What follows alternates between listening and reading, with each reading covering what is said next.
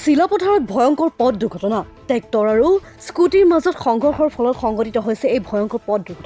দুৰ্ঘটনাত নিহত হৈছে এজন ছাত্ৰ চিলাপথাৰ জ্যোতিনগৰ পথত সংঘটিত হৈছে এই পথ দুৰ্ঘটনাটো AS 22C5763 নম্বৰৰ তীব্ৰবেগী শিল কঢ়িয়াই নিয়া ট্ৰেক্টৰৰ খুন্দাত নিহত হৈছে স্কুটি আৰোহীজন মৃত ছাত্ৰজনৰ নাম বিশ্বজিৎ কোঁৱৰ বুলি জানিব পৰা গৈছে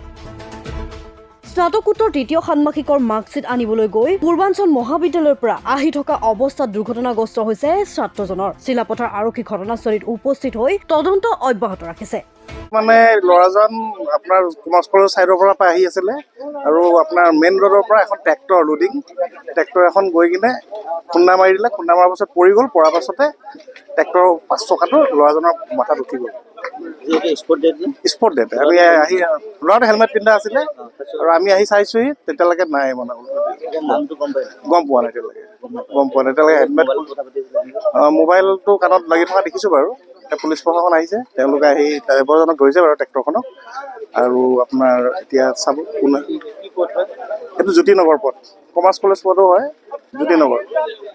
তিনিআলি